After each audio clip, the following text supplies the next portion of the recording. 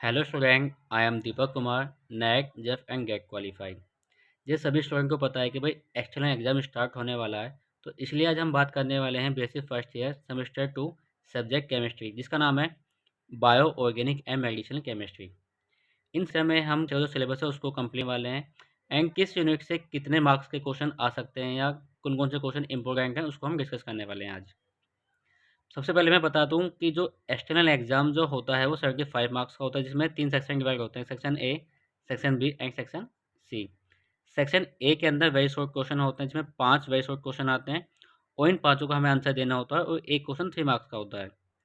Section B के अंदर short question होते हैं, जिसमें 3 शॉर्ट क्वेश्चन आते हैं, किन्हीं 2 का हमें आंसर देना होता है और एक क्वेश्चन 7.5 मार्क्स का होता है। सेक्शन सी के अंदर 5 क्वेश्चन आते हैं, यानी कि लॉन्ग क्वेश्चन आते हैं 5, किन्हीं 3 का हमें आंसर देना होता है और एक क्वेश्चन 15 मार्क्स का होता है। तो चलिए हम बात करते हैं सबसे पहले यूनिट नंबर 7 की, जिसका नाम है kinetics and mechanics of polymerisation. सबसे पहले हम इस यूनिट को इसलिए डिस्कस करते हैं क्योंकि लास्ट ईयर के एग्जाम में इस यूनिट से 20 नंबर के क्वेश्चन आए थे। तो इसी वजह से सबसे पहले हम इसको ही डिस्कस करते हैं, यानी कि इस यूनिट से एक लॉन्ग क्वेश्चन तो पक्का आना ही आना है। हम सबसे पहले बात करते हैं व्हाट इज पॉलीमराइजेशन, यानी कि जब मोनोमर यूनिट आपस में ज्वाइंट हो गए, यानी कि आपस में रिएक्शन करके किसी पॉलीमर का फॉर्मेशन करती हैं, यानी कि पॉलीमर बनाती हैं, तो इस प्रोसेस को ही हम बोलते हैं क्या, पॉलीमराइजेशन। या बोल सकते हैं कि जब लो मोलिकुलर वेट कंपाउंड आपस में रिएक्शन करके हाई मोलिकुलर वेट कंपाउंड का फॉर्मेशन करती हैं, तो इस प्रोसेस को बोलते हैं क्या, पॉलीमराइजेशन। अब बात करते हैं कि भाई मोनोमर यूनिट क्या होती है, यानी कि ऐसे ऑर्गेनिक मॉलिक्यूल जिसमें एक्टिव या रिएक्टिव या बाइंडिंग साइट प्रेजेंस होते हैं और जिनकी हेल्प से मोनोमर यूनिट आपस में अटैच होती हैं, तो उन ऑर्गेनिक मॉलिक्यूल को ही बोलते हैं क्या, मोनोमर यूनिट। अगर हम इसकी डेफिनेशन की बात करें तो ये है, polymerisation is a chemical reaction in which low molecular weight compound combine and form a complex high molecular weight compound, या when monomer unit react with each other and form a large molecule या complex. Polymerization occur if the monomer have the proper active या reactive sites. जैसा भी आपने देखा कि भाई what is polymerisation, यानी कि जिसमें मोनोमर यूनिट आपस में रिएक्शन करके किसी पॉलीमर का फॉर्मेशन करते हैं, तो उसको हम क्या बोलते हैं, पॉलीमराइजेशन। मोनोमर यूनिट क्या होती हैं, यानी कि ऐसे ऑर्गेनिक मॉलिक्यूल जिसमें एक्टिव या रिएक्टिव साइट प्रेजेंस होते हैं या बाइंडिंग साइट प्रेजेंस होते हैं, उनको बोलते हैं मोनोमर यूनिट। ये जो एक्टिव साइट जो होंगे ये दो टाइप के हो सकते हैं, या तो ये फंक्शनल ग्रुप हो सकते हैं like alcohol, acid, ester, cyanide, amide, या ये हो सकते हैं अनसैचुरेटेड ग्रुप, यानी कि डबल बॉन्ड या ट्रिपल बॉन्ड। जब मोनोमर यूनिट आपस में किसी फंक्शनल ग्रुप के थ्रू अटैच होंगे और किसी पॉलीमर का फॉर्मेशन करेंगी, तो उसको हम बोलते हैं कंडेंसेशन पॉलीमराइजेशन, या बोल सकते हैं स्टेप ग्रोथ पॉलीमराइजेशन। जब दो मोनोमर यूनिट डबल बॉन्ड के थ्रू आपस में अटैच होंगी और पॉलीमर का फॉर्मेशन करेंगी, तो उसको हम बोलेंगे एडिशन पॉलीमराइजेशन, या बोल सकते हैं चेन ग्रोथ पॉलीमराइजेशन। क्योंकि यहाँ पे क्या है कि स्टेप बाय स्टेप रिएक्शन होगी, स्टेप बाय स्टेप रिएक्शन आगे प्रोसेस होती है, तो इसलिए हम इसको बोलते हैं स्टेप ग्रोथ पॉलीमराइजेशन। और इसमें क्या होगा कि चेन का ग्रोथ होगा, चेन की इंक्रीमेंट होगा, तो इसी वजह से क्या बोलते हैं इसको, चेन ग्रोथ पॉलीमराइजेशन। हम सबसे पहले बात करते हैं एडिशन पॉलीमराइजेशन की। एडिशन पॉलीमराइजेशन के अंदर जो मोनोमर यूनिट होती है वो अनसैचुरेटेड होती है, यानी कि डबल बॉन्ड, ट्रिपल बॉन्ड। तो सबसे पहले हमने एग्जांपल लिया है विनाइल पॉलीमर का। इसमें जो मोनोमर यूनिट होती है वो होती है विनाइल, यानी कि CH2 डबल बॉन्ड CH, और इससे कोई भी ग्रुप अटैच होगा। जब ये ग्रुप सेल होगा तो उसे बोलते हैं विनाइल क्लोराइड, जब बी अटैच होगा तो इसे बोलेंगे विनाइल ब्रोमाइड, जब OH अटैच होगा तो इसे बोलेंगे विनाइल एल्कोहल। यानी कि सबसे पहले हम नाम लेंगे विनाइल का, उसके बाद जो यहाँ पे ग्रुप अटैच होगा उसका, like vinyl chloride, vinyl bromide, vinyl alcohol. अब बात करते हैं हम अपने मोनोमर यूनिट की, यानी कि हमें पता है कि जो मोनोमर यूनिट होती हैं एडिशन पॉलीमराइजेशन के अंदर वो होती है अनसैचुरेटेड, यानी कि डबल बॉन्ड या ट्रिपल बॉन्ड। जब डबल बॉन्ड या ट्रिपल बॉन्ड होंगे तो उसमें दो एक्टिव साइट प्रेजेंस होते हैं, यानी कि वो इधर से भी रिएक्शन कर सकते हैं और इधर से भी रिएक्शन कर सकते हैं। यानी कि जब किसी मोनोमर यूनिट के अंदर जो दो एक्टिव साइट प्रेजेंस होते हैं तो उसको बोलते हैं बाई फंक्शनल मोनोमर यूनिट। इसमें दो पोजीशन होती है, एक होता है हेड और एक होता है टेल।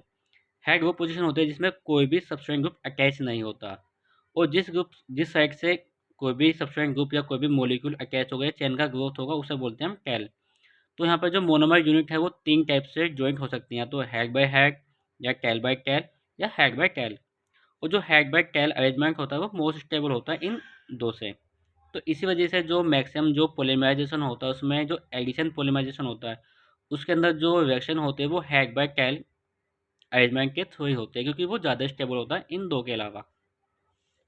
आगे हम बात करते हैं इसके रिएक्शन की। जो हमने विनाइल मोनोमर की यूनिट ली उसमें दो पोजीशन थी, हैग टेल और हैग टेल। ये जो मोनोमर यूनिट हो सकती हैं ये सेम भी हो सकती हैं और डिफरेंट डिफरेंट भी हो सकती है। ये डिपेंड करता है कि हम कौन सा पॉलीमर बनाना चाहते हैं। तो हम देखते हैं जब ये मोनोमर यूनिट आपस में जो अटैच होती हैं, जैसे यहाँ पे अटैच हो गए कि इनके बीच में क्या गया सिग्मा बॉन्ड।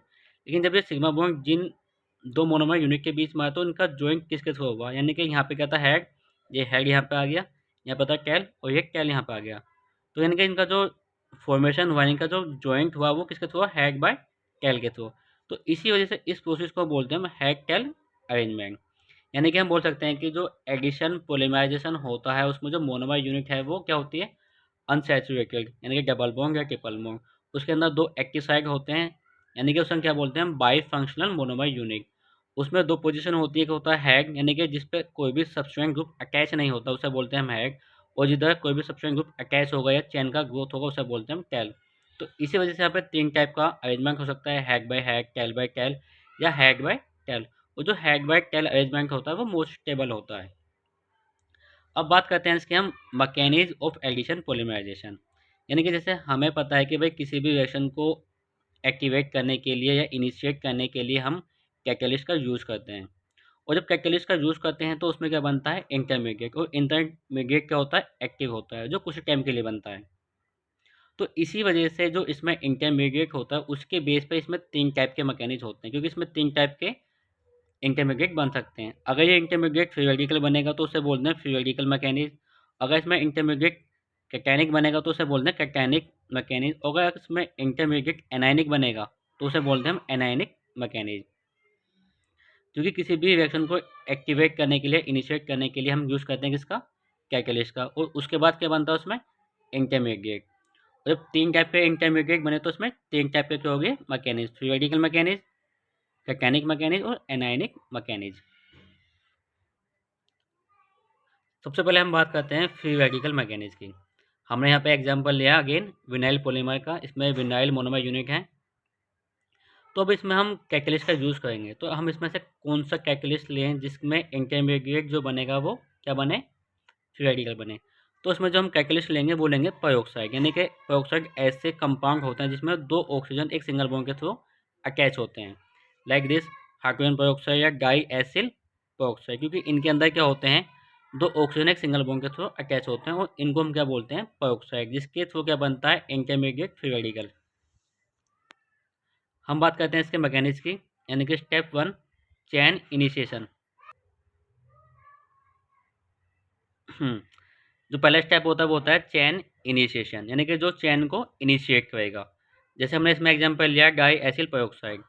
जब डाई एसिल पेरोक्साइड की रिएक्शन इन प्रेजेंस लाइट होती है तो यहाँ पे क्या होता है, होमोलाइटिक क्लीवेज होता है, जिसमें सिग्मा बॉन्ड के जो शेयरिंग के जो दोनों इलेक्ट्रॉन, तो एक इलेक्ट्रॉन इधर शिफ्ट होगा, एक इलेक्ट्रॉन इधर शिफ्ट होगा, जिससे क्या बनेगा, हमें यहाँ पे फ्री रेडिकल मिलेगा। यानी कि वो सॉरी यहाँ पे क्या मिलेगा, फ्री रेडिकल बनेगा। तो ये रिएक्शन आगे प्रोसेस होगी कि ये इलेक्ट्रॉन यहाँ शिफ्ट होगा और इस बॉन्ड के एक इलेक्ट्रॉन इधर शिफ्ट हो जाए। तो उससे क्या होगा कि जो टू मॉलिक्यूल हैं CO2 के वो इधर भी मूव हो जाएंगे और क्या मिलेगा हमें, यहाँ पे फ्री रेडिकल मिलेगा। और जैसे इस रिएक्शन के अंदर फ्री रेडिकल बनता है तो ये फ्री रेडिकल रिएक्शन करता है किसके साथ, मोनोमर यूनिट के साथ।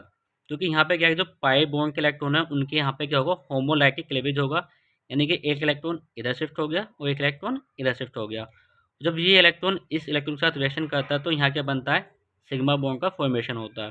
और साथ ही साथ क्या मिलता है, हमें फ्री रेडिकल मिलता है। या हम इस रिएक्शन को ऐसे भी दिखा सकते हैं इस स्टेप को, कि इस रेडिकल ने इस कार्बन पर अटैक किया और इस पाई बॉन्ड के जो एक इलेक्ट्रॉन था वो इधर शिफ्ट हो गया, क्योंकि एक तो इसके साथ हो गया था कंबाइन और एक यहाँ फ्री रेडिकल मिलेगा। यानी कि जैसे हमें दिखाई देगा। अगला स्टेप होता है चैन प्रोपेगेशन। यानी कि जब ये चैन आगे प्रोसेस हो गया, यानी कि इसकी जो लंबाई है वो इंक्रीज होगी। तो इसमें क्या होगा कि जैसे एक मोनोमर यूनिट के अंदर फ्री रेडिकल बना तो ये मोनोमर यूनिट अगली जो दूसरी वाली जो मोनोमर यूनिट होगी उसके साथ रिएक्शन करेगी। तो यहाँ पर सेम जो होगा अगेन होमोलाइटिक क्लीवेज होगा, एक इलेक्ट्रॉन यहाँ पे शिफ्ट, एक इलेक्ट्रॉन यहाँ पे शिफ्ट। इस इलेक्ट्रॉन की रिएक्शन इस इलेक्ट्रॉन के साथ होगी तो अगेन क्या बनेगा, सिग्मा बॉन्ड का फॉर्मेशन होगा। तो इसी टाइप से क्या होगा कि अब क्या होगी, हमने क्या ले लिए, N number of monomer unit. यानी कि इसी टाइप से रिएक्शन आगे फॉलो होगी और चेन की जो लंबाई है वो इंक्रीज होती जाएगी, क्योंकि इसमें क्या बना हुआ है, फ्री रेडिकल, जो अगेन अगेन मोनोमर यूनिट से रिएक्शन करेगा। इसमें जो अगला स्टेप होता है, जो लास्ट स्टेप होता है चेन टर्मिनेशन, यानी कि जो चेन की लंबाई इंक्रीज होती जा रही है, हमें उसको स्टॉप करना, तो उस स्टेप को बोलते हैं हम चेन टर्मिनेशन। तो क्या होता है कि जैसे हमारी चेन के अंदर फ्री रेडिकल बन रहा है, अगर वो रेडिकल बनना बंद हो जाए तो चेन की जो इंक्रीज है, जो चेन की लंबाई जो इंक्रीज हो गई है वो होनी बंद हो जाएगी। तो उसमें क्या लेते हैं कि ये फ्री रेडिकल है, तो इसकी रिएक्शन जब अगेन फ्री रेडिकल से होगी, तो अगेन फ्री रेडिकल जब आपस में अटैच होंगे तो वहाँ पे क्या बनेगा, सिग्मा बॉन्ड का फॉर्मेशन होगा, और यहाँ पे क्या होगा, जो चेन की लंबाई इंक्रीज होगी वो होनी बंद हो जाएगी, और इस स्टेप को बोलेंगे हम चेन टर्मिनेशन। क्योंकि अब क्या है कि इस चेन के अंदर, इस कंपाउंड के अंदर कहीं भी फ्री रेडिकल नहीं है, और ये रिएक्शन क्या होगी, यहीं कहीं हमें स्टॉप हो जाएगी, और हमें क्या मिलेगा, विनाइल पॉलीमर मिलेगा। अब बात करते हैं हम कैटायनिक मैकेनिक्स की। इसमें हमने एग्जाम्पल लिया हुआ है आइसोब्यूटेन मोनोमर यूनिट की। इसमें दोनों जो मोनोमर यूनिट है वो क्या है, सेम है। इसमें क्या लेंगे हम, कैटलिस्ट लेंगे, तो यानी कि अब हम ऐसा कौन सा कैटलिस्ट लें जिसमें जो इंटरमीडिएट बनेगा वो क्या बने, कैटायनिक बने। तो इसमें क्या लेंगे हम, एसिड लेंगे विद लुइस एसिड, यानी कोई भी एक एसिड ले लो, स्ट्रॉन्ग एसिड, या HCl हो गया, H2SO4 हो गया, और कोई भी लुइस एसिड, यानी कि हमने एग्जाम्पल लिया हुआ AlCl3 का। तो आइए हम बात करते हैं स्टेप 1 की। और हमें पता है कि जो स्टेप 1 होता है वो होता है चेन इनिशिएशन, है कि जो चेन को स्टार्ट करता है, इनिशिएट करता है, एक्टिवेट करता है। हमें पता है कि जो एसिड होगा HCl, उस पर जो H पे जो पार्शियल पॉजिटिव चार्ज होता है, Cl पे क्या होता है, पार्शियल नेगेटिव चार्ज होता है। लुइस एसिड क्या होता है, जिसके आउटर मोस्ट सेल में इलेक्ट्रॉन एक एम्प्टी सेल प्रेजेंस होता है, और जैसे ही ये नेगेटिव चार्ज इस एल्यूमिनियम पर अटैक करेगा, तो नेक्स्ट स्टेप में क्या हो जाता है, इस पर नेगेटिव चार्ज प्रेजेंस हो जाएगा, और Cl यहाँ पे अटैच हो जाएगा। यानी कि इस पोजीशन पे जो एल्यूमिनियम है, इसकी जो वैलेंसी है, यानी कि इसकी 4 वैलेंसी है, और साथ ही साथ में क्या यहाँ पे नेगेटिव चार्ज। जब ये बॉन्ड ब्रेक हुआ तो H पे क्या आ गया था, पॉजिटिव चार्ज। तो यानी कि ये क्या है, कैटैयन। तो जैसे ही इस रिएक्शन के अंदर कैटैयन बनते हैं, तो इस कैटैयन की रिएक्शन किसके साथ होगी, मोनोमर यूनिट के साथ होंगे, जिसमें क्या है, डबल बॉन्ड प्रेजेंस है। तो जो अगला स्टेप होता है वो होता है हमारा चेन प्रोपेगेशन। तो जब ये रिएक्शन होगी तो किस टाइप से रिएक्शन होगी, कि ये रिएक्शन या तो रिएक्शन इधर की साइड से होगी, तो क्या होगा, H इधर अटैच होगा, और इधर क्या आएगा, पॉजिटिव चार्ज। ये रिएक्शन ऐसा हो सकता है कि डबल बॉन्ड ने इस पर अटैक किया, और H यहाँ पे आकर अटैच हो गया, और इधर क्या आ गया, पॉजिटिव चार्ज। तो सबसे पहले हम बात करते हैं कि भाई किधर से रिएक्शन होगी। तो हमें पता है कि जब ये पॉजिटिव के साथ रिएक्शन करेगा डबल बॉन्ड, तो इसमें क्या बनेगा, कार्बोकैटायन। तो हम इसकी स्टेबिलिटी के बेस पे ही हम क्या करते हैं, रिएक्शन करते हैं। हमें पता है कि जो स्टेबिलिटी होती है कैटैयन की, वो होती है टर्शरी मोस्ट स्टेबल होता है देन सेकेंड वाले से, और सेकेंडरी मोस्ट स्टेबल होता है देन प्राइमरी वाले से। तो जब हम इधर की साइड से रिएक्शन करते हैं, तो जो कार्बोकैटायन बनता है वो इधर की साइड बनेगा, और जो क्या होता है, टर्शरी कार्बोकैटायन होता है जो मोस्ट स्टेबल होता है। तो जैसे इधर की साइड रिएक्शन होगी तो क्या बना, यहाँ पे कार्बोकैटायन बना इस वाली मोनोमर यूनिट के साथ। तो जैसे इसमें अगली मोनोमर यूनिट होती है, तो जैसे यहाँ पे कार्बोकैटायन बना, तो इसका अगेन रिएक्शन होगा, और अगेन क्या होता है, यहाँ पे कार्बोकैटायन बनता है। और हम साथ ही साथ देख रहे हैं कि यहाँ पे जो चेन होती है मोनोमर की वो इंक्रीज होती जाती है। पहले यहाँ पे रिएक्शन हो गई, यहाँ पे वो बन गया कैटैयन, अगेन इस मोनोमर यूनिट ने इस पर अटैक किया, तो यहाँ पे ये इस जगह अटैच हो गया, और यहाँ पे क्या बन गया, कार्बोकैटायन बना हुआ है, जैसे ये दिखाई दे रहा है। तो क्या होता है कि अगेन अगेन जो इसमें मोनोमर यूनिट होंगी वो अगेन अगेन ऐसे अटैच करेंगे, और इस चेन की जो लंबाई है वो इंक्रीज होती जाएगी, और एंड में क्या मिलेगा हमें, यहाँ पे कैटैयन मिलेगा। तो हम इसको जब दिखाते हैं चेन को, जो पॉलीमर की वो होती है, चेन होती है, उसको ऐसे दिखाते हैं कि भाई जो रिएक्शन होती है वो इस मोनोमर यूनिट की होती है। तो हमने क्या किया, इसी को एक बॉक्स के अंदर बंद किया, और यहाँ पे क्या लिख दिया, एन, यानी कि यहाँ पे नंबर ऑफ चेन, यानी कि कितनी भी हो सकती हैं, 100, 1000, 3000, 20,000, 25,000, कुछ भी वॉटएवर। तो उसको हम दिखा सकते हैं किससे, एन के साथ। लेकिन इस चेन के एंड में क्या होता है, कैटैयन प्रेजेंस होता है, इसी वजह से जो अदर मोनोमर यूनिट होगी वो उसके साथ अगेन रिएक्शन करती हैं। लेकिन जो उसमें अगला स्टेप होता है वो होता है चैन टर्मिनेशन, यानी कि अगर हमें इस चैन को, इसकी लंबाई को इंक्रीज ना हो, इसको स्टॉप करना हो, तो उस स्टेप को बोलते हैं हम क्या, चैन टर्मिनेशन। तो इसमें क्या होगा कि इस चैन के एंड में जो पॉजिटिव चार्ज था, अगर ये पॉजिटिव चार्ज यहाँ पे ख़त्म हो जाए, यहाँ पे बंद हो जाए बनना, तो चैन का जो लंबाई इंक्रीज हो गई वो भी बनना बंद हो जाएगा।